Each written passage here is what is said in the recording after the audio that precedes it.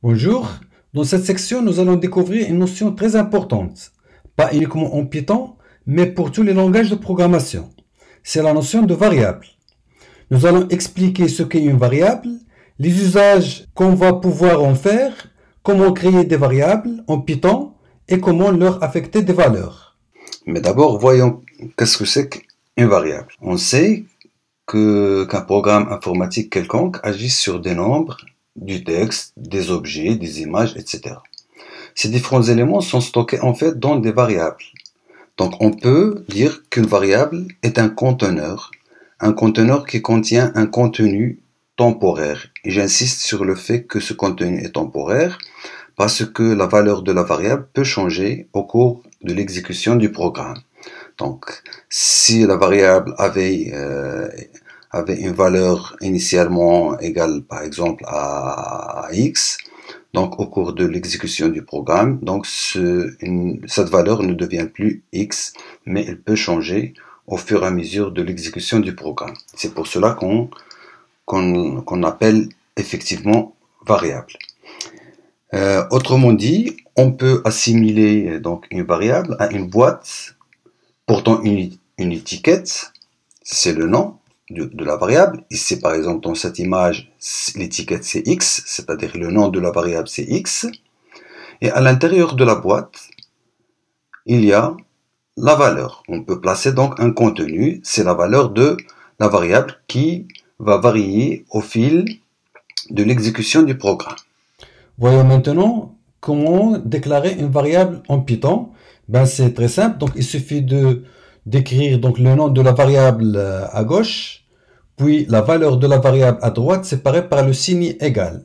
Mais je précise que ce signe égal n'a rien à voir avec la signification en mathématiques, mais c'est un signe d'affectation, c'est-à-dire on va affecter la valeur qui est écrite à droite à la variable qui est écrite à gauche. Donc c'est un symbole d'affectation ou d'assignation. Tout simplement, il n'a rien à voir avec la signification qu'on donne à ce signe en mathématiques. Par exemple, ici, on a nom, c'est le nom de la variable, égal, et à droite, on a le nom roc, donc qui est écrit dans ce cas-là entre guillemets. Cela signifie qu'on veut stocker la donnée, cette donnée roc, dans la variable nommée nom. Deuxième exemple, on a la variable a pour nom prénom et sa valeur est claire, c'est-à-dire on veut tout simplement stocker cette donnée-là, claire, dans la variable nommée prénom. Et ainsi de suite. Ici, on a la variable nommée âge et sa valeur 18. Donc, ce sont quelques exemples de déclaration et d'affectation de variables. Mais le nommage des variables en Python doit respecter certains critères. Un nom de variable peut contenir toutes les lettres minuscules de A à Z, toutes les lettres majuscules de A à Z, les chiffres de 0 à 9, ainsi que le tiret souligné, c'est-à-dire le underscore. Mais ne peut pas contenir, par exemple, des caractères spéciaux. Donc, c'est-à-dire, ce sont les éléments qui peuvent constituer les noms de variables. Je peux vous donner quelques exemples. Donc, par exemple, ici, on a moyenne égale à 12,57. Donc, c'est une écriture qui est juste. On peut utiliser des minuscules, des majuscules, des tirets underscore, etc. Cependant, on ne peut pas commencer par le underscore, dans le nom de variable. On ne peut pas commencer le nom de variable par un chiffre. On ne peut pas utiliser des caractères accentués. On ne peut pas utiliser des caractères spéciaux. Voilà, donc ça c'est interdit pour le nommage des variables en Python. De même, on ne peut pas utiliser certains mots qui sont réservés au langage Python. Par exemple, print, qui est le nom d'une fonction en Python. Le mot range, qui a une signification précise en Python. Le mot for, from, etc., comme nous allons le voir. If, while, etc., etc. Ce sont des mots réservés au langage Python, donc on ne peut pas les utiliser en tant que nom de variable. Voilà. Si je peux vous expliquer qu'est-ce que ça veut dire le typage dynamique de manière très bref, lorsqu'on écrit par exemple prénom égale Claire, tout simplement on a créé une variable qui s'appelle prénom et on lui a affecté la valeur claire. C'est la valeur qui est écrite à droite du symbole égal. Cela veut dire tout simplement qu'on a assigné la valeur claire à la variable prénom. Ou encore on peut dire que la variable prénom référencie l'objet clair. Voilà. Mais supposons maintenant qu'on a conservé le même nom de la variable prénom, mais on a fait une autre affectation, par exemple, égale Lina. Alors, pour le langage, qu'est-ce qu'il va faire? Ben, tout simplement, il va supprimer le référencement qui a été au début entre prénom et clair et va être remplacé par le référencement entre prénom et Lina. Voilà, c'est-à-dire, dans ce cas-là, on va affecter la valeur Lina à la variable prénom, c'est-à-dire le mot prénom, c'est-à-dire la variable prénom référencie dans ce cas-là l'objet Lina. Une dernière chose que je souhaite souligner dans cette vidéo est que Python est sensible à la casse. Lorsqu'on dit par exemple nom variable en minuscule comme nom d'une variable, ce n'est pas la même chose si on écrit nom variable avec au moins une lettre majuscule ou bien toutes les lettres sont majuscules. C'est-à-dire ces 4 noms désignent des 4 variables différentes. Voilà. Lorsqu'on écrit par exemple âge égale à 47 avec la première lettre par exemple ici en majuscule, ce n'est pas la même chose que âge égale à 47 avec âge, toutes les lettres sont en minuscule. Ou bien avec toutes les lettres sont en majuscule. Donc en fait on a ici 3 variables différentes et qui ont bien sûr la même valeur. Voilà, donc tout simplement pour récapituler, pour résumer, tout simplement, Python est sensible à la casse. Il fait la différence entre les lettres minuscules et les lettres majuscules dans le nommage des variables.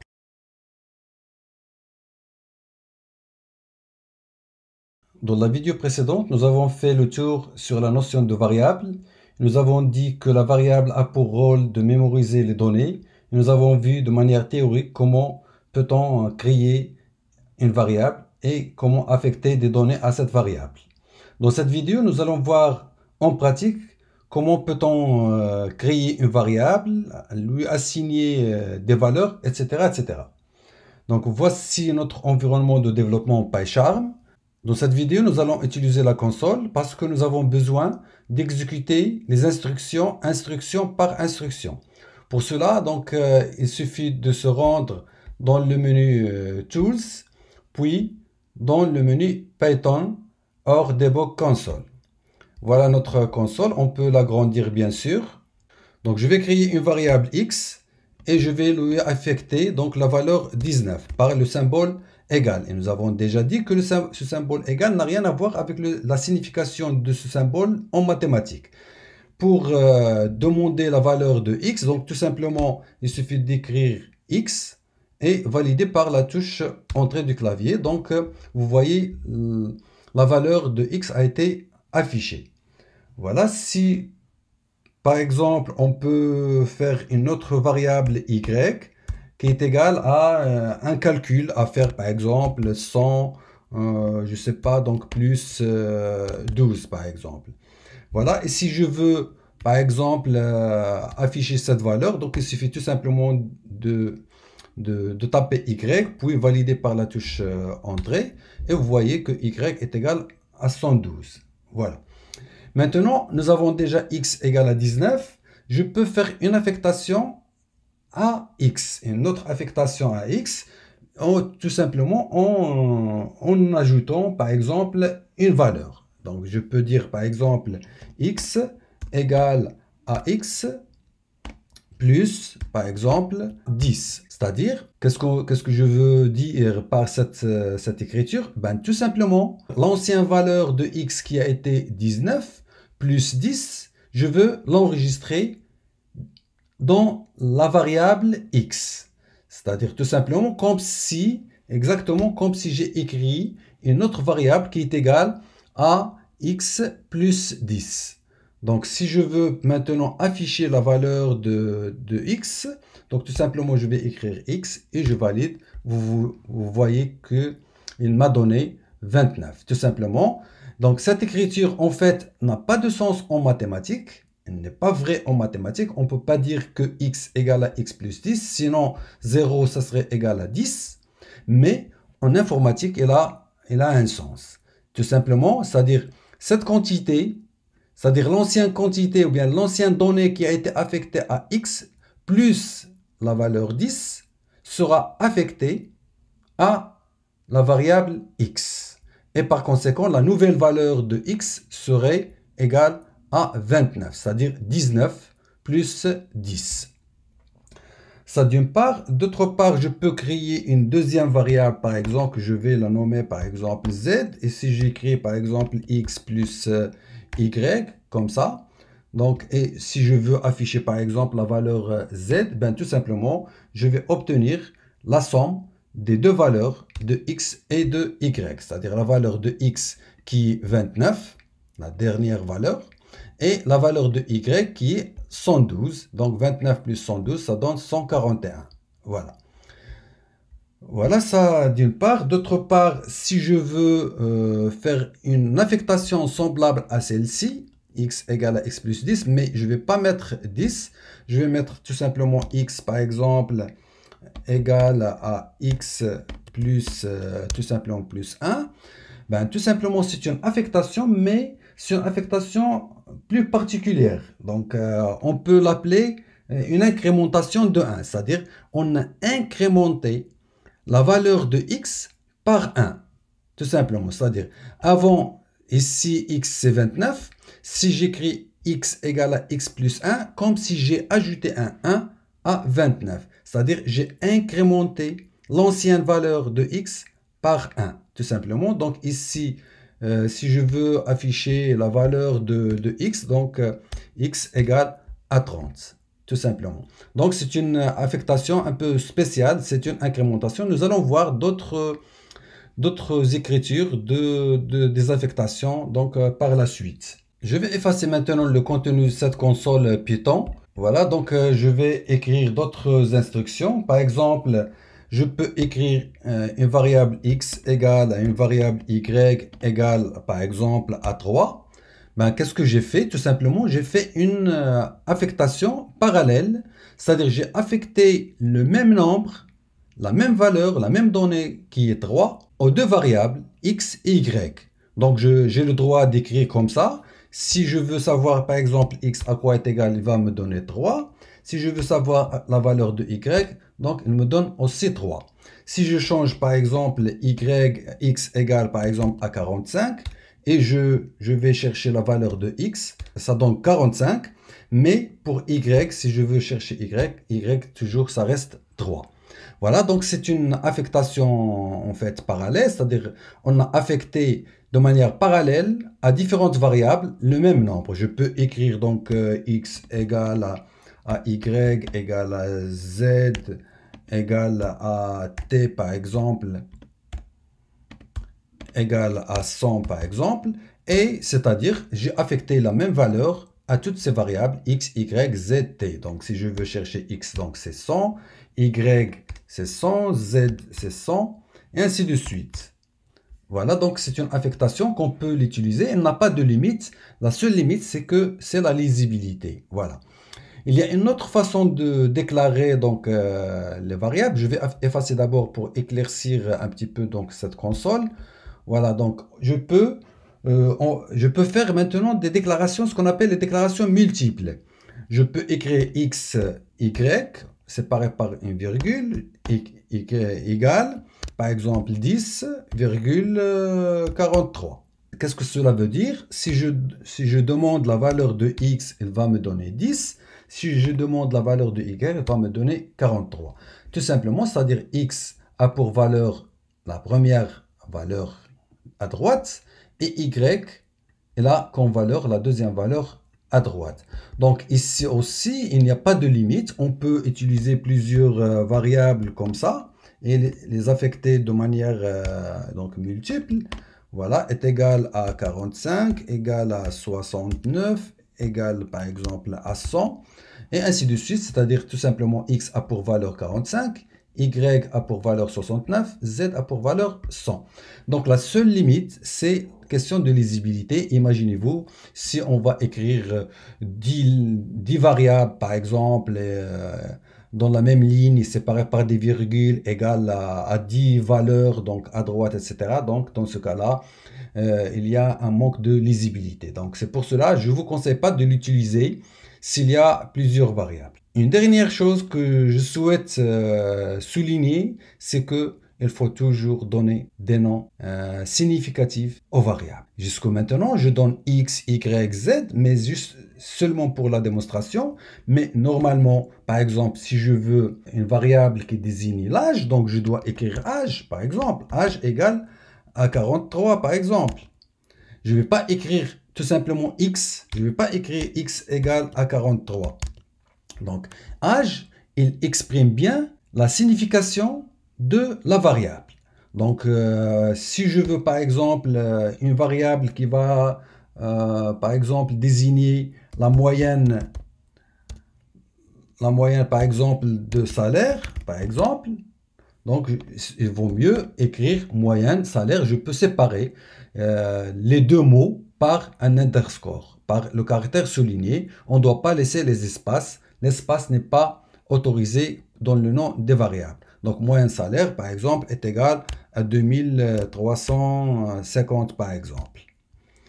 Voilà, si je veux donc savoir la valeur, tout simplement, donc je peux écrire comme ça, donc c'est-à-dire le nom de la variable. Je me suis trompé tout simplement de l'écriture de la variable moyenne, donc salaire. Voilà, j'ai loupé le E. Voilà, c'est 2350. Voilà, donc toujours, il faut donner des noms explicites à vos variables parce que ça sert en fait à commenter votre code de manière automatique. Voilà, c'est tout pour cette petite vidéo dans laquelle nous avons fait quelques manipulations pratiques d'affectation d'une variable. Et je vous dis donc à très bientôt dans la suite de la formation.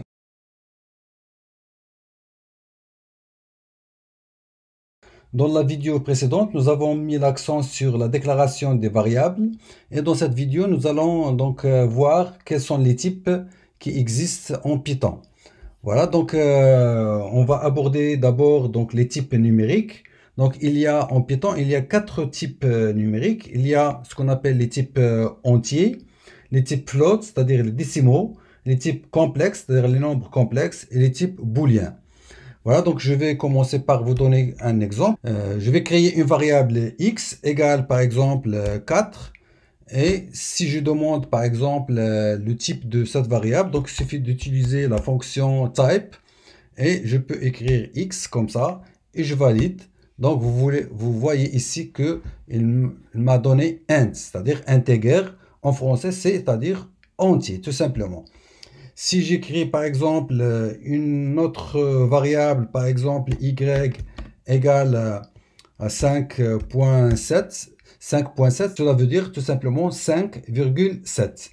Si je veux savoir donc le type de cette variable, donc tout simplement je dois écrire type y, c'est-à-dire je peux utiliser la fonction type qui permet de retourner le type de la variable. Et bien sûr, je valide par la touche entrée. Donc, vous voyez ici, il m'a donné comme type float, c'est-à-dire décimal, tout simplement. Si je reviens aux entiers, je peux faire toujours donc une autre variable, par exemple z égale un autre entier, par exemple 10. Si je fais la somme de deux entiers, par exemple la variable x plus la variable z, sont deux entiers, donc x et z. Donc c'est 14. Et si je cherche le type de cette somme, donc x plus z, donc vous voyez c'est un entier. Voilà, c'est-à-dire la somme de deux entiers, c'est un entier. Si on ajoute un entier à un autre entier, donc le résultat serait un nombre entier. Ben, c'est logique, c'est comme en mathématiques. Maintenant, si je fais la somme, par exemple, d'un entier avec un float, par exemple, je fais la somme de x qui est un entier avec y, par exemple, et je cherche donc son type. Voilà, c'est le type de x plus y. Donc vous voyez que c'est un float, tout simplement, c'est-à-dire la somme d'un entier et un nombre décimal, c'est un nombre décimal. Ben, tout simplement, les règles de mathématiques s'appliquent. C'est-à-dire la somme de deux entiers, c'est un entier.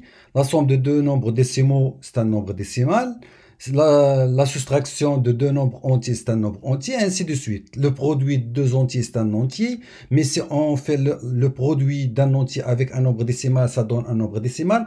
Ben, tout simplement, les règles de mathématiques s'appliquent aussi en langage Python. Tout simplement. Donc, pour le moment, je vais effacer la console pour écrire donc un nouveau code. Donc, pour le moment, donc on a vu le type entier et le type float. Le troisième type que je souhaite vous montrer, c'est le type complexe. Si vous avez déjà étudié les nombres complexes, ben, les nombres complexes s'écrivent de la façon suivante. X, par exemple, égale à 3 plus 5J, par exemple. Donc, la partie imaginaire, ici, on a la partie imaginaire. Voilà. Et 3, c'est la partie réelle. Donc, si je tape, par exemple, type X, tout simplement, il va me donner donc, que c'est un nombre complexe, tout simplement. Donc, c'est le type complexe. Donc, je ne vais pas tarder dans ce type-là. Donc, voilà. Donc, tout simplement, c'est-à-dire le nombre complexe est reconnu par Python. C'est ce que je voulais donc vous montrer. Avec la simple différence, c'est qu'en mathématiques, on a l'habitude d'écrire I au lieu de J. Alors qu'en Python, c'est J. Donc, en mathématiques, si vous avez déjà étudié les nombres complexes, donc on utilise le I avec le I au carré égale à moins 1. Donc, je ne vais pas entrer en détail dans ces notions mathématiques. Le quatrième type, c'est le type booléen. Donc, si le type booléen prend deux valeurs, soit true, soit false, et remarquez bien que je mets le T en majuscule et le F aussi en majuscule. Voilà, ce sont uniquement les deux valeurs que peut prendre une variable de type booléen. Ben, c'est un type numérique. Pourquoi c'est un type numérique? En fait, le true correspond à la valeur 1 et false correspond à la valeur 0, tout simplement. Si j'écris par exemple 3 inférieur à 10, vous savez bien sûr que 3 inférieur à 10 est vrai. Si je valide par entrée, donc il va m'afficher true. C'est-à-dire que cette instruction 3 inférieur à 10 est vraie. Mais si j'écris par exemple 100 inférieur à 12, voilà, donc et si je valide, donc je vais obtenir false, tout simplement, c'est-à-dire cette condition 100 inférieur à 12 n'est pas vérifiée, elle est fausse, tout simplement. Si j'écris par exemple A égale par exemple 3 inférieur à 10, et je veux chercher le type de la variable A, par exemple, eh ben, vous voyez que c'est un type booléen, tout simplement. Voici donc les quatre types numériques qui existent en Python. Le type entier, c'est-à-dire integer. Le type float, c'est-à-dire le type décimaux, les nombres décimaux. Le type complexe, c'est-à-dire les nombres complexes. Et le type booléen, c'est-à-dire le type qui peut prendre deux valeurs, soit true, soit false, soit 1, soit 0 d'une autre manière. Une dernière notion qui nous reste dans cette vidéo, c'est la conversion. En fait, on peut convertir un nombre entier en un nombre décimal et l'inverse aussi vrai. Donc je vais d'abord effacer ce contenu. Considérons la variable x par exemple égale à 4.0. Voilà.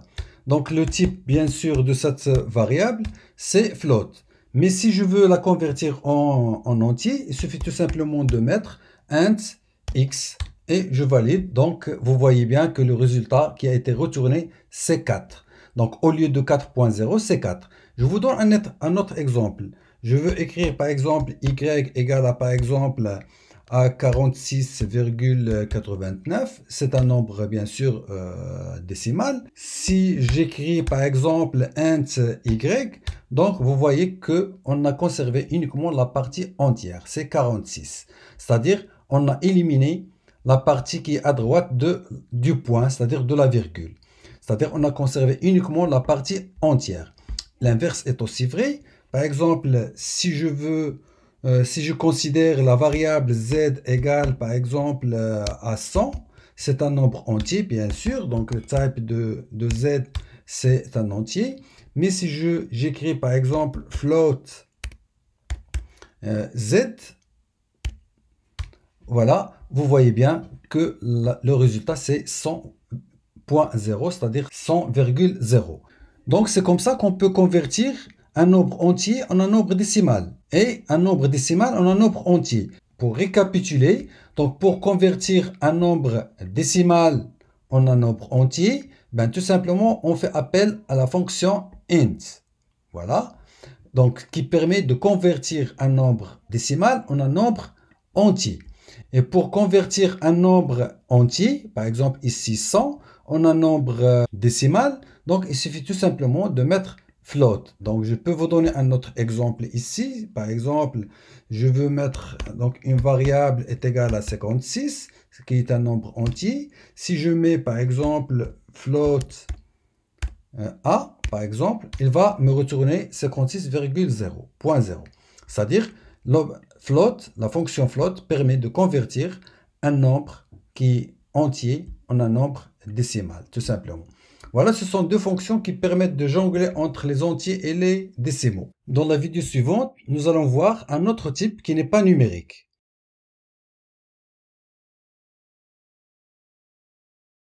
Dans la vidéo précédente, nous avons vu l'un des types de données en Python, c'est le type numérique. Tout simplement, ce sont les nombres. Dans cette vidéo, nous allons voir un autre type, c'est le type, ce qu'on appelle le type str ou chaîne de caractères. Les chaînes de caractères, c'est tout simplement du texte. Pour définir une chaîne de caractères ou pour stocker une chaîne de caractères dans une variable, il faudra tout simplement l'entourer avec des guillemets simples ou doubles comme nous allons le voir. Par exemple, donc créons une variable, par exemple nom, égale, par exemple rock, par exemple. Donc, on a utilisé ici les guillemets doubles. Voilà, si je veux afficher donc la valeur de cette variable, donc il suffit d'utiliser la fonction que nous avons déjà vue print. Et entre parenthèses, je vais mettre le nom de la variable. Voilà, et vous voyez bien qu'on a bien affiché la valeur de la variable nom. Si j'utilise une autre écriture, donc maintenant en utilisant les apostrophes au lieu des guillemets doubles, donc prenons par exemple égal donc clair, et si je veux afficher donc la valeur de cette variable, tout simplement c'est la même chose. Donc il suffit de mettre le nom de la variable entre parenthèses de la fonction print et je valide. Voilà, donc c'est simple, il n'y a pas de complications jusqu'à maintenant. Maintenant, voyons cette variable. Je vais mettre tout simplement expression. Je vais écrire par exemple entre guillemets le langage. Et je veux mettre le langage Python. Et je vais mettre Python entre guillemets. Voilà, donc je vais mettre comme ça, Python. Voilà, donc déjà vous voyez qu'il y a quelque chose qui ne va pas, c'est-à-dire ici, donc il apparaît bien que Python il n'est pas content, voilà les couleurs rouges qui sont affichées. Donc parce que en fait Python pour le moment donc se demande quels sont les délimiteurs de cette chaîne de caractères. Si je valide, donc on va obtenir un message d'erreur, donc un syntaxe invalide, tout simplement, parce que l'interpréteur Python n'a pas pu donc identifier de manière exacte les guillemets qui indiquent les limites de cette chaîne de caractères. Et voilà, et il confond les guillemets qui sont à l'intérieur de la chaîne de caractères avec les guillemets qui sont à l'extérieur. Donc pour échapper à cette erreur, donc tout simplement on utilise ce qu'on appelle un caractère d'échappement.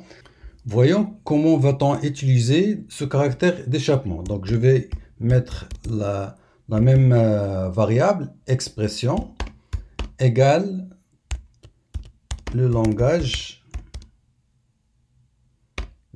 Python. Et pour utiliser les guillemets qui encadrent le mot Python, donc je dois mettre anti-slash, puis suivi de guillemets, puis le mot que je veux encadrer. Puis le deuxième, pour mettre le deuxième guillemet, donc il suffit de mettre le anti-slash, puis suivi du guillemet. Voilà, pour le moment, Si je veux, donc si je valide, donc j'obtiens aucune erreur. Si je veux afficher donc le contenu de cette variable expression, vous voyez qu'on a bien affiché le langage Python avec le mot Python est encadré avec les guillemets. Donc en fait c'est le même principe pour les apostrophes. Je vais d'abord redémarrer ma console. Maintenant si j'écris la phrase suivante par exemple, donc je crée une variable que je vais l'appeler phrase et je vais utiliser les apostrophes au lieu des guillemets. Je vais écrire par exemple je m'appelle par exemple Mohamed. Voilà, et j'encadre, c'est-à-dire j'encadre ma phrase à l'aide des apostrophes. Voilà, mais vous remarquez que j'ai utilisé une apostrophe à l'intérieur de mon texte. Donc vous voyez bien les couleurs rouges, ce qui exprime que Python n'est pas content. Et si je valide, je vais obtenir une erreur de syntaxe, donc invalide syntaxe. Et pour s'échapper à cette erreur, donc il suffit tout simplement d'utiliser le caractère d'échappement. C'est le caractère anti-slash. Donc je vais mettre la même variable et je vais écrire maintenant je m'appelle. Mais pour utiliser ici l'apostrophe, je vais mettre le anti-slash. Comme ça. Voilà. Donc, c'est-à-dire, j'ai encadré ma phrase par les apostrophes. Ce sont des délimiteurs. Et l'apostrophe qui est utilisée à l'intérieur de mon texte a été échappée par le anti-slash. Pour dire à Python, voilà, l'apostrophe qui est à l'intérieur n'est pas un délimiteur, mais c'est un caractère qu'il faut prendre en compte. Donc, si je valide, il n'y a aucune erreur. Et si je veux afficher le contenu de cette phrase, tout simplement, donc, vous voyez, je m'appelle Mohamed et bien, l'apostrophe qui était à l'intérieur du texte a été bien affichée. Donc, qu'est-ce qu'on peut dire? Eh bien, tout simplement, les chaînes de caractères doivent être mises entre des guillemets simples ou doubles. Donc, toute chaîne, c'est-à-dire toute chaîne de caractères en Python doit être mise entre guillemets doubles ou entre des apostrophes, tout simplement. L'inverse est aussi vrai. Si on a une donnée de manière générale qui est entre des guillemets simples ou doubles, il sera considéré comme chaîne de caractères. On a deux sens en fait. Toute chaîne de caractères doit être mise entre des guillemets simples ou doubles. Et toute donnée qui est entre des guillemets simples ou doubles sera considérée comme chaîne de caractères. Par exemple, je vous donne un exemple. Voyons maintenant la variable suivante. Je vais mettre x égale, entre guillemets, je vais mettre 12. Voilà. Normalement, 12, c'est un nombre, mais on a mis le 12 entre les guillemets. Si je cherche le type de cette variable x, donc vous voyez que c'est str, c'est-à-dire c'est une chaîne de caractères. Et non pas, normalement 12, c'est un entier, mais une fois qu'il est mis entre les guillemets, donc il devient une chaîne de caractères et non pas un nombre. Si je vous donne un autre exemple, y égale entre des apostrophes 1, 2, 3, 4, 5, voilà. Donc ici, c'est une chaîne de caractères, certainement. Donc je vais mettre le type de y et vous voyez que c'est un str. Et par conséquent, on ne peut pas effectuer les opérations mathématiques sur les variables comme x et y qui sont des chaînes de caractères. Si je veux par exemple écrire x plus y, vous allez voir qu'est-ce que ça va nous donner. Donc tout simplement, qu'est-ce qu'elle a donné? Elle a écrit la donnée 12 à côté de la donnée 1, 2, 3, 4, 5. C'est ce qu'on appelle la concaténation. C'est-à-dire elle a concaténé les valeurs des deux variables x et y bout à bout. Nous allons revenir donc à cet opérateur de concaténation pour les chaînes de caractères. Tout simplement, ce que je veux dire, c'est que si on a une donnée entre guillemets ou entre des apostrophes, donc il sera considéré comme chaîne de caractères. Même si vous avez un nombre qui est entre les apostrophes ou les guillemets, il sera considéré comme une chaîne de caractères et non pas un nombre, tout simplement. Supposons maintenant que je veux convertir x, on a la variable x ici, c'est une chaîne de caractères. si je veux la convertir en int, par exemple, ou bien en float. Donc, qu'est-ce que je peux dire? Donc, par exemple, donc int, et je vais mettre x. Vous voyez qu'il nous a affiché 12. Donc, on a pu convertir la chaîne de caractères 12, qui est la donnée 12 entre guillemets. Lorsqu'on a fait la fonction int, il nous a retourné 12. C'est-à-dire, il a converti la chaîne de caractères x en un entier. C'est pareil aussi si je mets float, par exemple, de x, il va me donner 12.0, c'est-à-dire 12,0. Donc, c'est-à-dire, on peut, dans ce cas-là, on peut convertir une chaîne de caractères de ce genre en un nombre, soit entier, soit décimal. L'inverse est aussi vrai dans le sens suivant.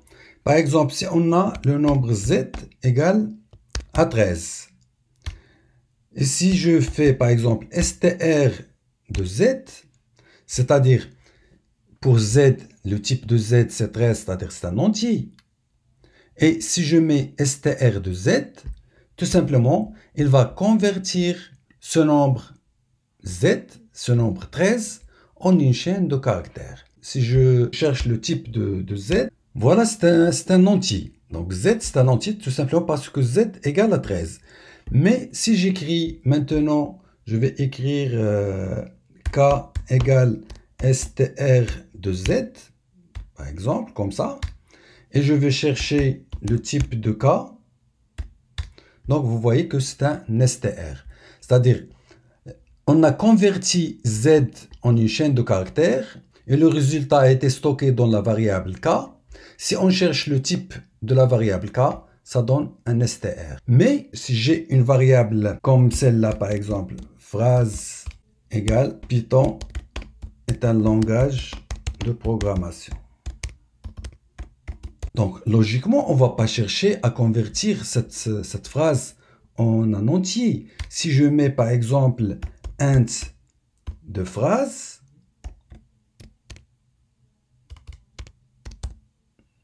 si j'essaie de convertir cette variable phrase en un entier, ben, si je valide, vous voyez bien qu'on a obtenu un message d'erreur. Tout simplement parce qu'on ne peut pas convertir du texte brut en un entier, tout simplement. Voilà, c'est tout pour les chaînes de caractères str. Nous aurons donc l'occasion de revenir donc aux chaînes de caractères. Pour le moment, c'est tout ce qu'on a besoin pour avancer dans notre apprentissage du langage Python. Je vous dis donc à très bientôt dans la suite de cette formation.